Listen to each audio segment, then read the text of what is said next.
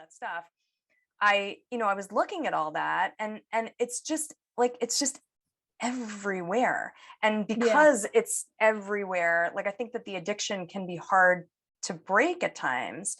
But what I realized was, it's also in my head, like the story that I tell myself about it, And so if I'm constantly telling myself that I am, like, agreeing with the story in my head that I'm somehow not worthy or not enough, or, I'm lazy if I don't work more or whatever, I'm like, lazy. Now, right? The me that is me now is able to look at that and go, that's BS. Like, I'm getting amazing results in my business. All the bills are paid. We live in a beautiful house and an amazing part of, like, my kid is happy. I'm happy. I work 12 hours a week, if that, like, my life is amazing. And so, I look at my client, right? So you were mentioned, the simplicity of what you like, when your mind is like, blah, blah, blah, blah, but I have to do more, right? And then you remember, oh no, there are like 2 things that I do in order to grow my business, and they don't even feel like activities. And we figured them out like work forever ago. And then whenever you get wonky, you call me and you're like, okay, I feel like I have to do all the things again. And then I'm like, no, you only have to do these 2 things still for the last 6 years. That's it. Right.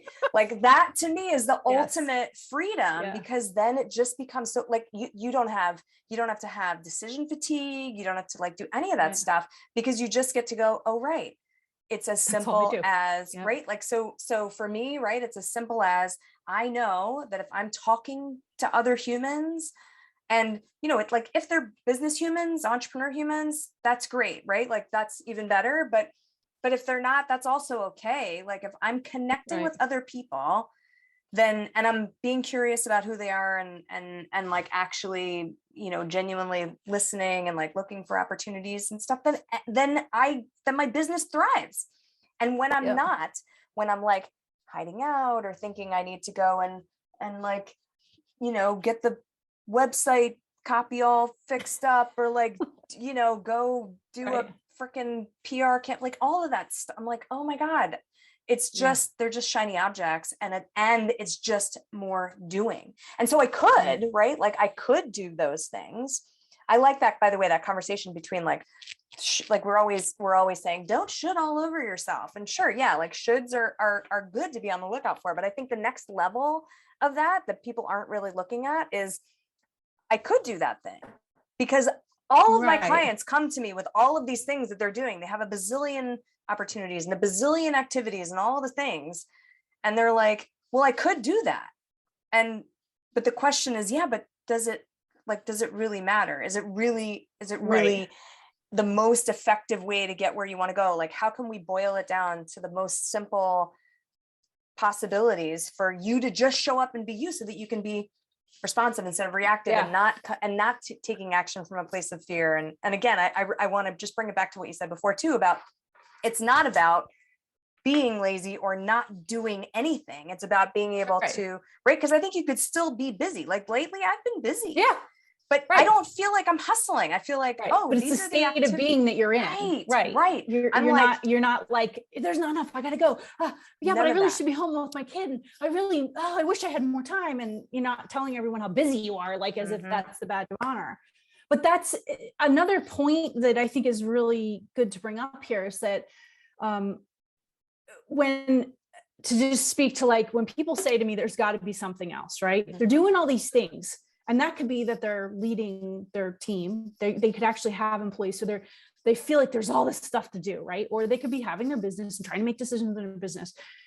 But this is like reverse engineering, because it's not that you keep doing the things so that you can free up the time when you're 65 years old to live a life. It's like, what the reverse engineering that's happening here is that we do the work to feel ease and fulfillment, so that you're utilizing way less energy in the present now, so that everything feels more full, so that you have more time to do the things you love, instead of hustling the hell out of life until you get your pension at 65, like in the old days. Oh my God. Then you can live. That's ridiculous. It's so crazy. Kelly, 8 years ago, I was on retreat with the coach that we both coached with. And this was before, again, even before I realized that I should be helping business owners. I was just trying to help everybody. But but that was I said those exact same words. That was the premise. I'm like, freedom, fun, and fulfillment. That's what we need to have in our lives. And why the F are we waiting? Like, what is it with our mentality as humans, and especially as American humans, that, and by the way, 65 isn't even the age anymore. Like, we are so far beyond that. My dad's 72 and he's still like, I guess I should retire. I mean, I kind of can't, but, right? So like, that's the thing. Like, what are we waiting for? Why, when our bodies are like too old to support us and allow us to do the things that we should be, now is all we have. Now is all we have. And that is the thing that I'm constantly like, that is my driver, is presence, because now is all we've got, and my kid is too important, and time with her is too important, and I want that for my clients, and time is like our most precious asset. There is nothing more valuable than that, literally nothing. And we can't get it back. Once it's gone, we can't get it back. And so like, how, but I think you have a really good point, is that idea that, you know,